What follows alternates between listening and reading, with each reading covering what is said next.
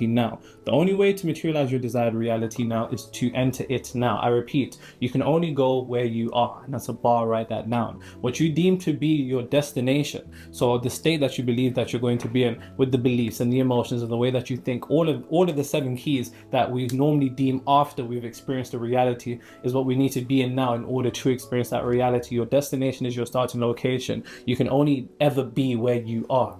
So now when we're talking about what I call the multi-dimensional sequence of the materialization of reality and why it works with time traveling, you have to understand what we call reality is the end product. Reality is an effect. Hence why in the Hermetic tradition, they'll tell you that cause and effect, mental plane, physical plane, reality, the world, the reality you live in is an effect. The reality that you live in on a physical level is the product of the action that you take. Even though action is nothing more than a facilitator and a midwife of energy of your frequency into materialization of reality and not actually what creates. Don't associate creation with doing, because when you lock your creation into doing, you lock yourself into limitation.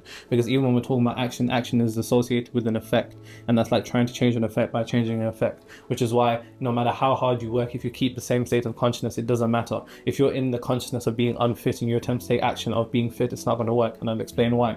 The action that we take on a daily basis is based upon what I call our mental nudges. We're all kind of nudged to do something. Reach out to this person, talk to this person, go for a walk today. In fact, when you're driving home, take a left today instead of a right. Speed up, do this. We're mentally nudged to do stuff. Our mental nudges is built upon our intuition. Intuition is comprised of 2 words: inner tuition, inner teaching, inner guidance. Intuition, inner teaching, inner guidance, that comes from the God within.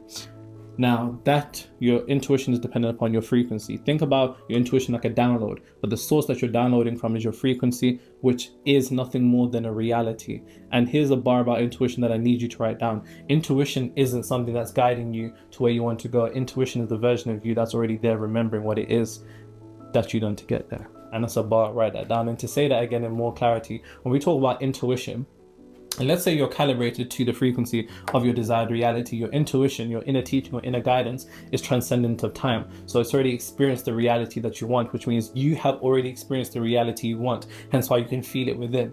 And because you've already experienced it before, you're now remembering how you got there. Instead of thinking you're being given the instruction manual on how to get there, you're actually doing nothing more than remembering how you got there already, just beyond this plane of existence. So when we're talking about time traveling, and this is the mistake that a lot of people make, we'll